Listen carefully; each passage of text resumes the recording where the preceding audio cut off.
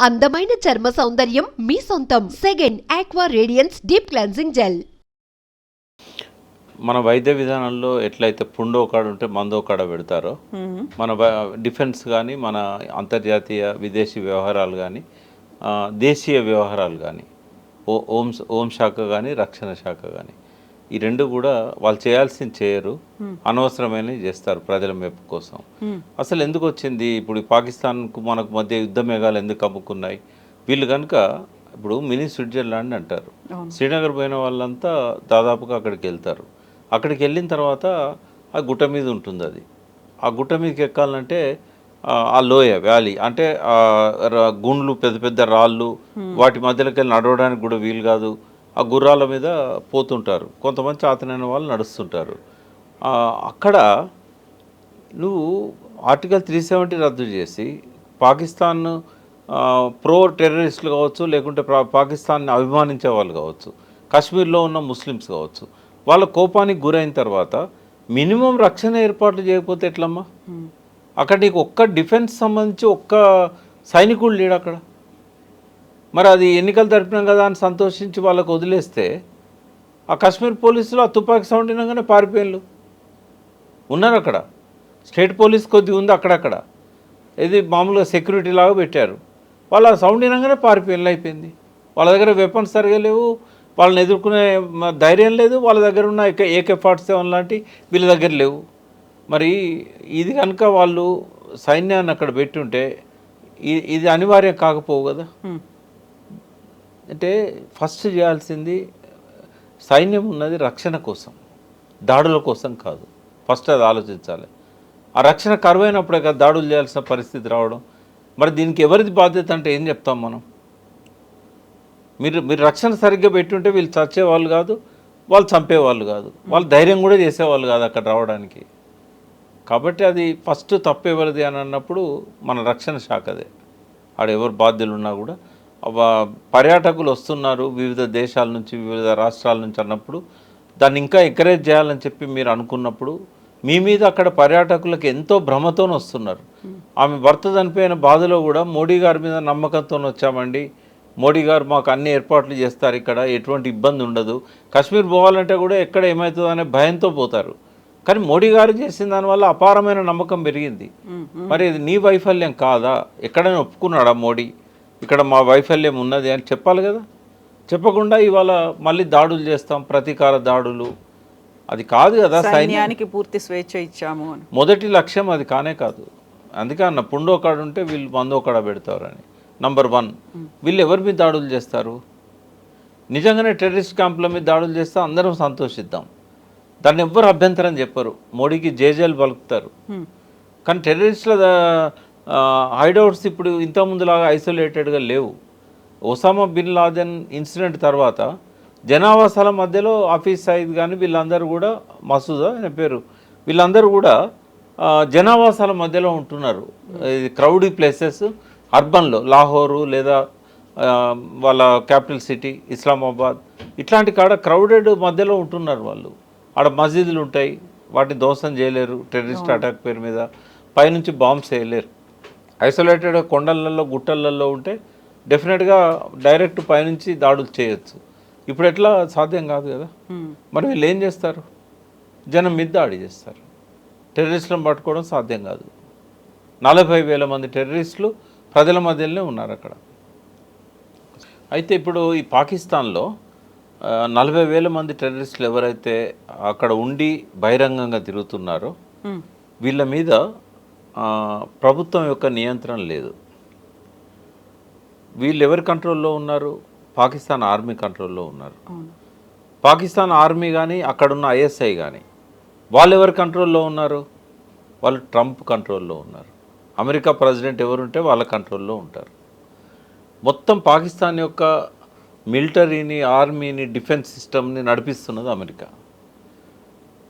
మొన్న వాళ్ళ డిఫెన్స్ మినిస్టరే ఒక మాట చెప్పాడు, ఇది మా దౌర్భాగ్యము, ఇటువంటి డర్టీ యాక్ట్స్ ఏవైతే టెర్రరిస్టులు చేస్తున్నారో 30 ఏళ్ళ నుంచి చేస్తున్నారు, ఇది చేయించుతున్నది అమెరికా, బ్రిటన్ అని చెప్పాడు.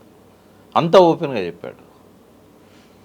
తర్వాత అంతకుముందున్న ఇమ్రాన్ ఖాన్ అధ్యక్షుడు ఉన్నప్పుడు ఈ 40,000 మంది టెర్రరిస్టులను అల్ఖైదా మా దగ్గర డంప్ చేసింది.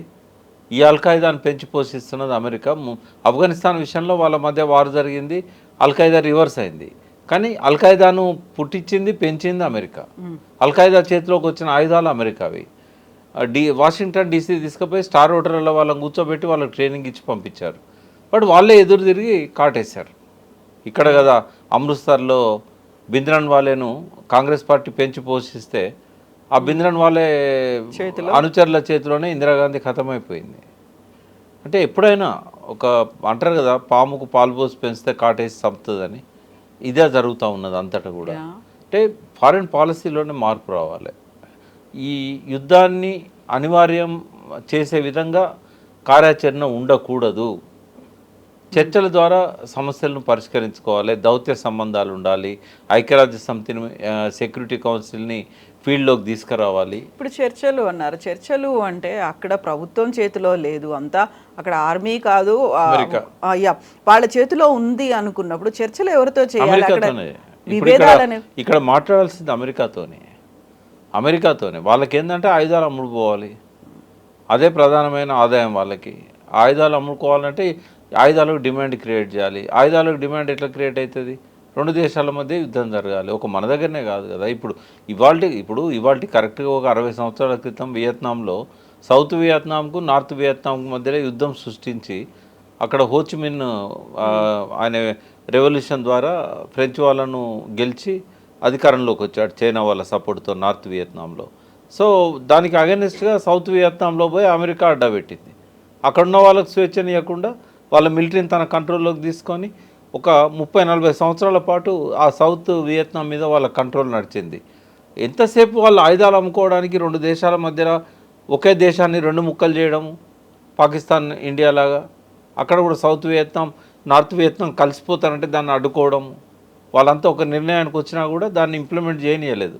అంటే నేను ఎందుకు అప్పటి విషయాలు చెప్తున్నా అంటే, అక్కడి నుంచి మొదలుపెట్టి ఈరోజు వరకు ఆఫ్ఘనిస్తాన్ కావచ్చు, అది వియత్నాం కావచ్చు, అది కంబోడియా కావచ్చు, ఏ దేశాలలోనైనా ఎప్పుడు యుద్ధం జరుగుతూ ఉండాలి, వాళ్ళ మధ్య ఎప్పుడు టర్మాయిల్ ఉండాలి. అట్లనే అమెరికా నుంచి ఆయుధాలు దిగుమతి చేసుకోవాలి, ఫ్రాన్స్ నుంచి ఆయుధాలు దిగుమతి చేసుకోవాలి, రఫేల్ లాంటి యుద్ధ విమానాలు దిగుమతి చేసుకోవాలి. ఈ ఫ్రెంచ్ వాడును బ్రిటన్ వాడు ఎంత ఉంటారో చిన్న దేశాలు అవి, కానీ రవి అస్తమించని మొత్తం ప్రపంచాన్ని వాళ్ళు క్రియేట్ చేశారు కదా.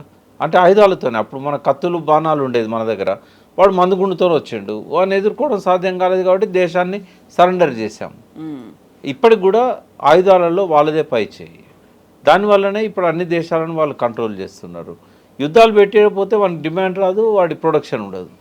అది పరిస్థితి. ఇప్పుడు చర్చలు అన్నారు, మనం టెర్రరిస్టుల గురించి చూసాం, పాకిస్తాన్తో ద్వైపాక్షిక చర్చ లేకుండా అంతర్జాతీయ సంబంధాల గురించి మాట్లాడుకున్నప్పుడు ఇక్కడ ఉన్నటువంటి మావోయిస్టులు కూడా ఇప్పుడు ఆపరేషన్ కగారు కర్రెగుట్టల చుట్టూ 25,000 మంది పోలీసు బలగాలు మోహరించారు, కేంద్ర బలగాలు ఉన్నాయి, రాష్ట్ర పోలీసులు కూడా ఉన్నారు అనుకున్నప్పుడు ఇక్కడ కూడా శాంతి చర్చలు జరపాలి అనేటువంటి ఒక వాదన వినిపిస్తుంది. లెటర్లు కూడా వస్తున్నాయి. అక్కడున్న వాళ్ళు కూడా లోపల ఎవరైతే ఉన్నారో మావోయిస్టులు 3,000 మంది అన్నారో వాళ్ళు కూడా మేము లొంగుబాటుకి సిద్ధంగా ఉన్నాం, లేకుంటే చర్చలు జరపండి అనేటువంటి ఒక సందేశాన్ని ఇస్తున్నప్పుడు దాన్ని పట్టించుకోవట్లేదు అనేటువంటి వాదన ఉంది.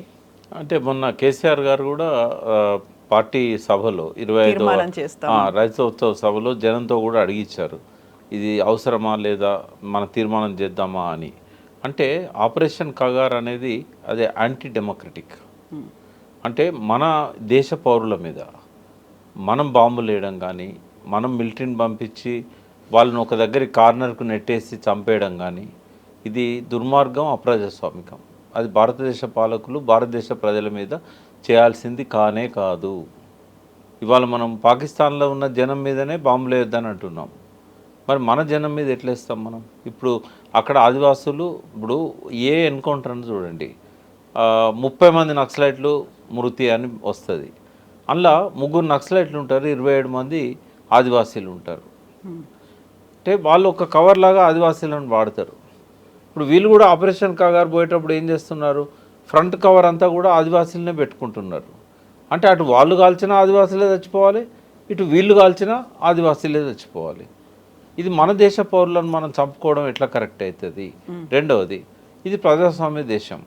వాళ్ళు చర్చల కోసం వాళ్ళు లెటర్స్ రాస్తున్నప్పుడు ఇక్కడున్న పౌర హక్కుల నేతలు కానీ, ఇంటలెక్చువల్స్ కానీ, బుద్ధిజీవులు, మేధావంతులు, వీరందరూ కూడా చర్చలు జరపండి అని చెప్తుంటే, ప్రధాన ప్రతిపక్ష పార్టీ టీఆర్ఎస్ లాంటిది కూడా చర్చలు జరపాలని చెప్తుంటే, దాన్ని ఏమాత్రం పెడచెవిన పెట్టి దాన్ని పట్టించుకోకుండా ఆ మిలిటరీని ముందు పెట్టి వాళ్ళని చంపడానికి ముందుకు పోతుండడము, ప్రజల మీద దాడులు చేయడము, అది ఎట్లా కరెక్ట్ అవుతుంది? నక్సలైట్ సిద్ధాంతం కరెక్ట్ అని నేను చెప్పా. అది కూడా ఇవాళ ఈనాటి పరిస్థితుల్లో అది కాలం చెల్లిందే. ఇంకొక ఫామ్లో రావాలి వాళ్ళు, ఎట్లా వస్తారు. కానీ ఈ వాళ్ళు వెనుక తగ్గిన టైంలో మనం వాళ్ళని పిలిచి చర్చలు జరిపి వాళ్ళను మెయిన్ స్ట్రీమ్లోకి తీసుకురావడానికి ప్రయత్నం చేయాలి. కానీ మట్టు పెట్టడం అనేది సమస్య పరిష్కారమా? వాళ్ళు చచ్చిపోతే మళ్ళీ పుట్టారా? అయితే ఇప్పుడు వాళ్లే వెనక్కి తగ్గారు అని అంటున్నప్పుడు చుట్టూ డంపులు ఏర్పాటు చేశారు అనేటువంటిది అడుగడుగునా కనిపిస్తున్నాయి, ప్రతి చోట అలాంటివి ఉన్నాయి అనేది. ఆ కర్రెగుట్టల్లో మొన్న జాతీయ జెండా పట్టుకొని తిరుగుతున్నటువంటి ఒక జవాన్ ఫోటో కనిపించింది. అంటే ఇప్పటిదాకా అలాంటి యాక్టివిటీ లేకుండా చేసిందే మావోయిస్టులు అనేది. అక్కడ వాళ్ళని దూరం చేశారు, ఐసోలేట్ చేసి ఉంచారు. అక్కడ ఉన్నటువంటి ట్రైబల్ కావచ్చు, లేకుంటే అక్కడ ఉన్నటువంటి కొండ జాతి వాళ్ళని కూడా జనజీవన స్రవంతిలో కలవకుండా చేసిందే మావోయిస్టులు. అక్కడ యాక్టివిటీ అనేది అంత తీవ్రంగా ఉంది అనేది కదా. అంటే యాక్చువల్గా అక్కడ ఏం జరుగుతుంది కొంచెం డీటెయిల్గా మాట్లాడదాము. కర్రెగుట్టలు అనేది ఛత్తీస్గఢ్లో ఒక భాగం. అది మన బార్డర్కి ఒక 12 కిలోమీటర్ల దూరంలో ములుగు మా సొంత నియోజకవర్గం. గోదావరి దాటిన తర్వాత కొద్ది దూరం వరకు మనకు తెలంగాణ ఉంటుంది, వెంకటాపురం, వాజేడు మండల్స్. అయితే ఆ వెంకటాపురానికి ఒక 10-12 కిలోమీటర్ల దూరం పోతే మనకి కర్రెగుట్టలు అనేటివి మొదలవుతాయి. ఇవి చాలా విశాలమైనవి, కొన్ని వందల ఎకరాల గుట్టల మీద ఉంది. ఆ గుట్టల మీదనే వ్యవసాయం చేస్తున్నారు. ఆ గుట్టల మీదనే ఆదివాసీలు జనార్దన్ సర్కార్ లాంటి ఏర్పాటు చేసి అన్ని రకాల ప్రజాప్రభుత్వమే ఒక రకంగా. అది అక్కడ ప్రభుత్వం ఓదాడికి. మీరే అంటున్నారు మొదటిసారి భారతదేశ జెండా తీసుకుపోతున్నారంటే అక్కడ అది భారతదేశంలో భాగం కాదన్నట్టే కదా అంతకుముందు. ఎందుకు అలా చేసిందే వీళ్ళు అనేది వాళ్ళనేం కాదు, అది వరకు కూడా వీళ్ళు పట్టించుకున్నది ఏమున్నదమ్మా. ఇప్పుడు ఏంటంటే ఇప్పుడు వెనకటి నుంచి లేదు, ఇప్పుడు ఎందుకు ఆడ గొడవలు అవుతున్నాయి 10-20 ఏళ్ళ నుంచి అంటే అక్కడ ఏంటంటే వేదాంత అనే ఒక కంపెనీకి అక్కడ మొత్తం మైనింగ్ యాక్టివిటీ అంతా అప్పచెప్పారు. అయితే జనరల్గా ట్రైబల్ ఏరియాస్లలో, ఆదివాసీ ప్రాంతాలలో వాళ్ళు అక్కడ సహజ వనరులను కాపాడుకోవాలని ఉంటుంది ఆదివాసులకు. మనం అనుకుంటున్నట్టు వాళ్ళు అడవి నరకరు, వాళ్ళు ఏం చేయరు. వాళ్ళు మంట కోసం కానీ నిప్పు కోసం కానీ పొరకలను తీసుకుపోతారు. ఎవ్రీ ఇయర్ చిన్న చిన్న బుషెస్ ఎండిపోయినవి అవి ఉంటాయి. ఎన్నడూ కూడా అడవి పాడైపోవడానికి ఆదివాసులు అస్సలే కారణం కాదు. 99% కాదు, 1% కూడా కాదు. స్మగ్లర్లను అడ్డుకున్నది వాళ్ళు, అడవిని కాపాడింది వాళ్ళు, అడవి జీవాలతో సహజీవనం చేసేది వాళ్ళు. ఎప్పుడు కూడా ఏ పులిని చూసి గిరిజనుడు ఆదివాసి భయపడాడు. వన్యమృగ సంరక్షణ పేరుతో వాళ్ళని బయటికి పంపుతున్నాం, మైనింగ్ యాక్టివిటీ పేరుతో వీళ్ళు అడ్డొస్తున్నారని వాళ్ళని బయటికి పంపుతున్నాం. నక్సలైట్స్ అక్కడ షెల్టర్స్ కోసం పోయారు. షెల్టర్స్ కోసం పోయిన వాళ్ళు అక్కడ జరుగుతున్న దోపిడీకి వ్యతిరేకంగా ట్రైబల్స్ని కాపాడడానికి వాళ్ళు ప్రాణాలు బలి ఇస్తున్నారు. ఆ వేదాంత వాళ్ళు ఇట్లాంటి కంపెనీస్ వాళ్ళు చేసే దుర్మార్గాలు, అరాచకాలు, దాని అభివృద్ధి పేరుతోనే అడవులు నరుక్కుంటూ రోడ్లు వేయడాలు ఇట్లాంటివి వ్యతిరేకిస్తారు. అక్కడ మంచి పనులు చేస్తే ఎన్నడూ కూడా నక్సలైట్లు అడ్డు రారు. వీళ్ళు ఏం చేయకపోతేనే కదా వాళ్ళు చేయాల్సి వచ్చేది. నీ సర్కారు చక్కగా ఉంటే జనార్దన్ సర్కార్ ఎందుకాడ? మనం మీకు గుర్తున్నదా, వనజ గారు ఒక సీనియర్ జర్నలిస్టు, ఆమె చాలా రోజులు ప్రాణాలకు తెగించి ఛత్తీస్గఢ్ అడవుల్లో పోయి వాళ్ళు చేసిన మంచి పనులన్నీ కూడా తీసుకొచ్చారు. చెక్ డ్యాములు కట్టడము, నీళ్లు, తర్వాత విద్య, వాళ్ళకు పిల్లలకు చదువు చెప్పించడము, హాస్పిటల్స్, ఇవేవి లేవు కదా అక్కడ. జెండా అయ్యాల బాతున్నారు అని అంటే భారతదేశం ఇప్పుడే చూస్తున్నది కలుదెర్చి ఇక్కడ ప్రజలకు ఏమన్నా చేయాలని. బట్ వాళ్ళు ఏంటంటే ప్రభుత్వాన్ని నమ్మడం లేదు. అదివరకు ఒక మహేంద్ర కర్మ అనే ఒక నాయకుడు, కాంగ్రెస్ నాయకుడే, ఆయన సల్వా జుడుం తయారు చేసి గొత్తికోయలకును వాళ్ళకి అక్కడున్న ఆదివాసులకు మధ్యలో ఒక వైరాన్ని క్రియేట్ చేయించాడు, అంతర్యుద్ధంలాగా. వాళ్ళని నరుక్కునే పరిస్థితి తీసుకొచ్చాడు. ఏది ఏమైనా కూడా బలైపోతున్నది ఆదివాసులు. సరే, నక్సలైట్లను నువ్వు సపరేట్ చేయడానికి ఆడ వీలు కాదు. ఎవరు నక్సలైటో ఎవరు ఆదివాసో తెలియని పరిస్థితి ఉంటుంది యూనిఫామ్ కనుక లేకపోయినట్టయితే. ఎందుకంటే మోస్ట్ ఆఫ్ ది నక్సలైట్స్ కూడా మళ్ళీ ఆదివాసీలే ఉన్నారు. మేము పోయినట్టు రోజులలో 1970s, 80sలో డాక్టర్స్, అడ్వకేట్స్, ఇంటలెక్చువల్స్ అడవుల్లోకి తుపాకులు పట్టుకొని పోయారు. కానీ ఈరోజు వాళ్ళు లేరు. వాళ్ళల్లో కొంతమంది అగ్రనాయకులుగా కేంద్ర కమిటీలలో, రాష్ట్ర కమిటీలలో ఉన్నారు. కానీ కింది స్థాయిలో తుపాకీ పట్టుకున్న సైనికులంతా కూడా పీపుల్స్ వార్ మావోయిస్టుల కింది శ్రేణి వాళ్ళంతా 90% డౌన్ ట్రాడన్ అంతా ట్రైబల్స్, ఎస్సీలు, బీసీలు ఇట్లుంటారు. కాబట్టి వాళ్ళు మఫ్టీలో ఉంటే వాళ్ళు ఆదివాసీలా తెలియదు. అందుకే చాలామంది ఆదివాసీలు బలైపోతున్నారు. నువ్వు రివార్డ్స్ ఉన్న వాళ్ళనే చంపినవు అని అంటే అది వేరు, అది ఎవరు కూడా కాదన్నారు. క్రాస్ ఫైర్లో చచ్చిపోతే ఇది ఎన్కౌంటర్ అని అంటారు, కానీ అట్లా జరగడం లేదు ఆడ. అందుకే సొంత ప్రజల మీద యుద్ధం అనేది అప్రజాస్వామికము. చర్చలకు వాళ్ళంతటా వాళ్ళు వస్తా అన్నప్పుడు చర్చలు జరపడం అనేది మంచిది. అందుకే కేసీఆర్ లాంటి వాళ్ళు కూడా అప్పీల్ చేస్తున్నారు.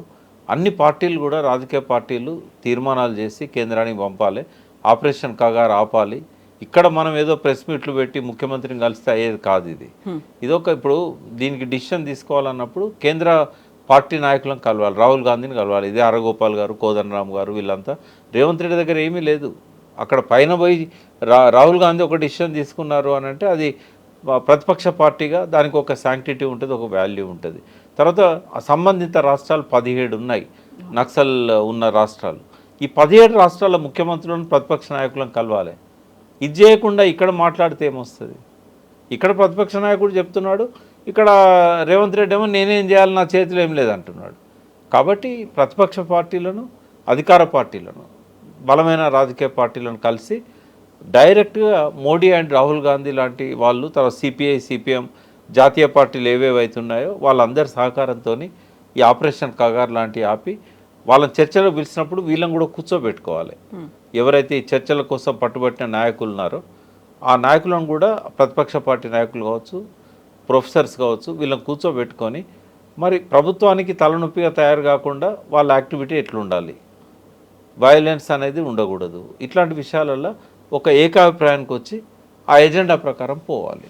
ఇప్పుడు 2026 మార్చి కల్లా చివరి మావోయిస్ట్ని కూడా చంపి తీరుతాము అనేటువంటి ఒక స్టేట్మెంటే కేంద్ర హోంశాఖ మంత్రి అమిత్ షా నుంచి వచ్చిన తర్వాత ఇప్పుడు మీరు చెప్పినవన్నీ ఇవన్నీ కూర్చొని మాట్లాడుకుంటారు, ఒక అభిప్రాయానికి వస్తారు, శాంతి చర్చలు జరుగుతాయి అనేది మీకు సుదూరంగా అయినా కనిపిస్తుందా? నేనేమంటున్నామ్మా, ఇప్పుడు చివరి మావోయిస్టుని చంపడం అనేది అమిత్ షా కాదు, అమిత్ షా మునిమనవాడు వచ్చినా కూడా కాదు. ఎందుకు అంటే ఇప్పుడు వాళ్లకు ఎట్లాంటి స్ట్రాటజీ ఉంటుందో చెప్తారని. ఇప్పుడు ఎప్పుడైతే ఇంకా మనము వీళ్ళ కబంధాస్తాల్లో చిక్కుకున్నాము, ఇంకా మనం తావడమే తప్ప వేరే మార్గం లేదనుకున్నప్పుడు వాళ్ళు సేఫ్గా ఎట్లా ఎస్కేప్ కావాలనో వాళ్ళ దారులు వాళ్ళకు ఉంటాయి. ఇప్పుడు జలియన్ వాలాబాగ్ అంటేనో చిన్న ప్రాంతం, ఎవరు బయటికి రాకుండా ఒక దిక్కు నుంచే ఎంట్రన్స్ ఉంటే వేసి కాల్చి చంపారు. ఈ సాధ్యమైన విశాలమైన అడవి, కొన్ని వేల కిలోమీటర్లు విస్తరించింది, అలా రకరకాల కేవ్స్ ఉంటాయి. చిన్న గుట్ట మీదనే వీళ్ళు, చంద్రగిరి గుట్టలని ఇక్కడ వరంగల్ పక్కన ఉంటాయి, అక్కడ వాళ్ళు ఉన్న పక్కా సమాచారంతో వీళ్ళు పోయి గుట్టలను ఎన్సర్కిల్ చేశారు. మొత్తం చేసి 13 మందినో 14 మందినో కాల్ చేశారు. కాల్ చేసిన తర్వాత శవాలు జస్ట్ ఒక గంట కింద అక్కడ నుంచి తీసుకుపోతున్నారు, మాకు ఎదురైనాయి. మేము అక్కడ పోయిన తర్వాత ఇంకా ఎవరైనా బతికున్నారా బయటికి రండి అని మేము గట్టిగా అరిచినాం. ఆ అండ్ల నుంచి ఒక అతను 2 రోజుల నుంచి పాపం ఆయనకు తిండి లేదు, నీళ్లు లేవు, బాగా వీక్ అయిపోయిండు, ఆయన దొరకలే పోలీసులకు, అలా నుంచి బయటకు వచ్చిండు. తర్వాత 2 రోజులు తెలిసింది ఏంటంటే ఆ మెయిన్ లీడర్ ఎవరైతే రామకృష్ణ ఉన్నాడో, తర్వాత చచ్చిపోయాడు అనుకోండి, ఆయన భార్య ఇంకా కొంతమంది ఆ 2 రోజులు ఆ వాటిలలోనే ఉండి తర్వాత బయటకు వచ్చారు, మళ్ళీ వాళ్ళ యాక్టివిటీస్ కొనసాగించారు. అంటే అది ఎంత ఉంటుంది ఆ గుట్ట, అంతా కొడితే ఒక 1 స్క్వేర్ కిలోమీటర్ కూడా ఉండదు. అటువంటిది వాళ్ళు కొన్ని వందల వేల స్క్వేర్ కిలోమీటర్లు ఉన్న ఛత్తీస్గఢ్ కొండలల్లో కర్రెగుట్టలు అంటే ఏమన్నా ఒక పక్కకి ఇంత అంత ఉంటాయి అవి. కాకపోతే ఇప్పుడు లేటెస్ట్ టెక్నాలజీ ఉంది, డ్రోన్స్ ఉన్నాయి, ఏమున్నా కూడా వాళ్ళకు సేఫ్గా బయటకు వస్తారు. ఈ గెరిల్లా వార్ఫేర్లో వ్యూహం అనేది, ఎత్తుగడలు అనేవి చాలా పకడ్బందీగా ఉంటాయి. వాళ్ళు ముందే ఒక దగ్గర షెల్టర్ తీసుకుంటున్నారు, ఒక దగ్గర ఉన్నారు అంటే సేఫ్ ఎట్లా బయటికి వెళ్ళాలనేది ఒక ప్లాన్తోనే వాళ్ళు ముందక్కడ పోతారు.